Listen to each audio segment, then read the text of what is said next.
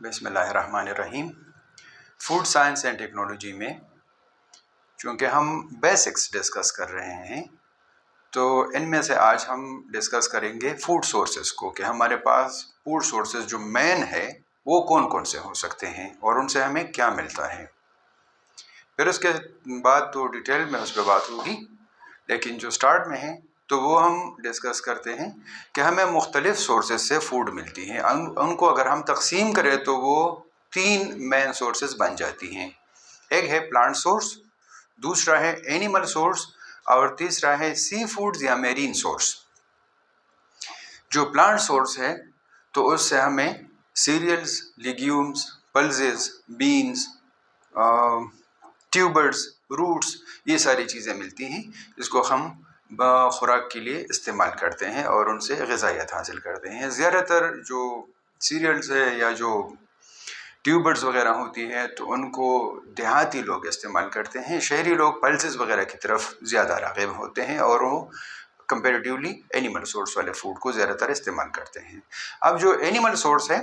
تو animal source میں ہمیں جانوروں سے ملنے والی تمام قسم کی خوراک شامل ہے اس میں سے، لیکن بحیثیت مسلمان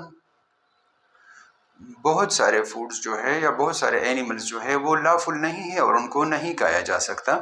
تو جو مخصوص قسم کے جانور ہیں جیسے کو، بافلو، شیپ، گوٹ،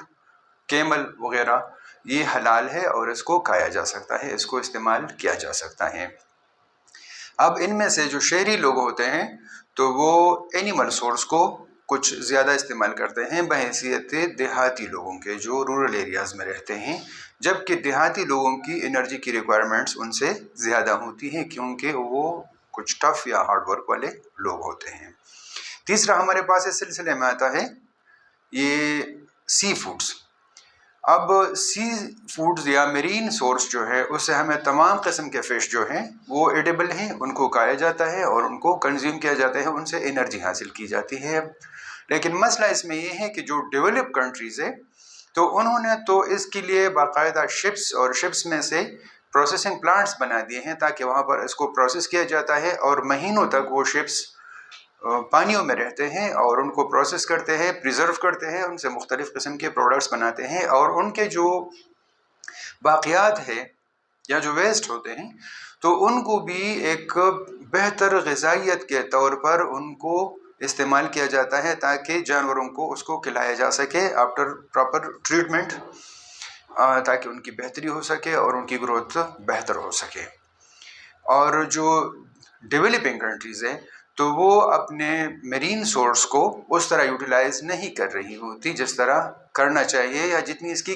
کیپیسٹی ہے۔ اب میرین سورس میں بھی جو فش پائے جاتے ہیں تو وہ 2 قسم کے ہوتے ہیں، میٹھے پانی والے اور کارے پانی والے۔ میٹھے پانی میں بھی 3 قسم کے ہوتے ہیں، سرفیس پہ رہنے والے،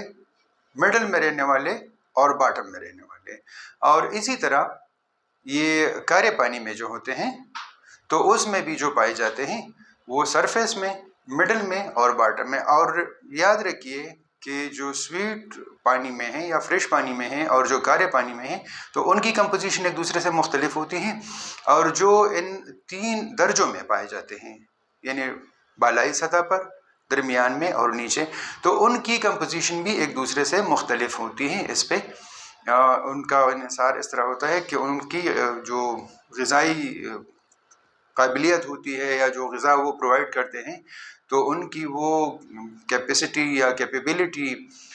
وہ دوسروں سے مختلف ہوتی ہیں۔ آج کے لیکچر میں ہم نے فوڈ سورسز کو ڈسکس کیا، اس کے بعد ہم فوڈ کنسٹیچوئنٹس کو اور پھر کنسٹیچوئنٹس کے فنکشنز کو اور ان کی کمپوزیشن وغیرہ کو، ان کے رول کو، ان سب چیزوں کو ڈسکس کریں گے۔ Thank you.